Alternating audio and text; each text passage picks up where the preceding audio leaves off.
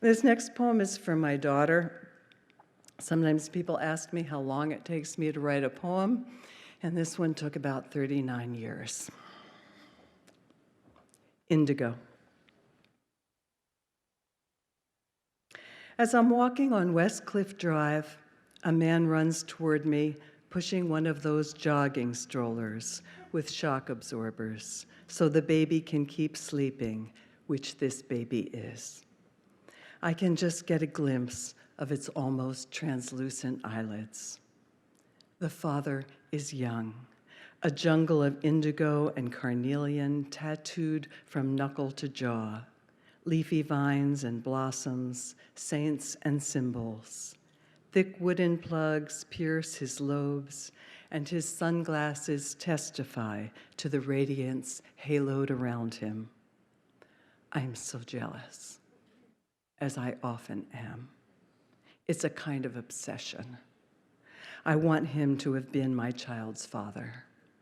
I want to have married a man who wanted to be in a body, who wanted to live in it so much that he marked it up like a book, underlining, highlighting, writing in the margins, I was here. Not like my dead ex-husband, who was always fighting against the flesh, who sat for hours on his zafu chanting Om, and then went out and broke his hand punching the car. I imagine when this galloping man gets home, he's going to want to have sex with his wife, who slept in late, and then he'll eat barbecued ribs and let the baby teethe on a bone while he drinks a cold, dark beer. I can't stop wishing my daughter had had a father like that. I can't stop wishing I'd had that life. Oh, I know, it's a miracle to have a life, any life at all.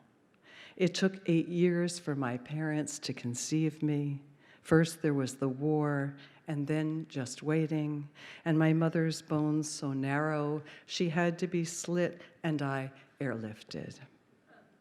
That anyone is born, each precarious success from sperm and egg to zygote, embryo, infant is a wonder.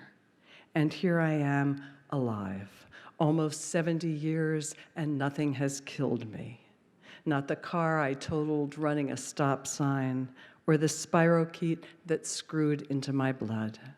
Not the tree that fell in the forest exactly where I was standing, my best friend shoving me backward so I fell on my ass as it crashed. I'm alive, and I gave birth to a child. So she didn't get a father who'd sling her onto his shoulder, and so much else she didn't get. I've cried most of my life over that. And now there's everything that we can't talk about. We love, but cannot take too much of each other. Yet she is the one who, when I asked her to kill me if I no longer had my mind, we were on our way into Ross shopping for dresses.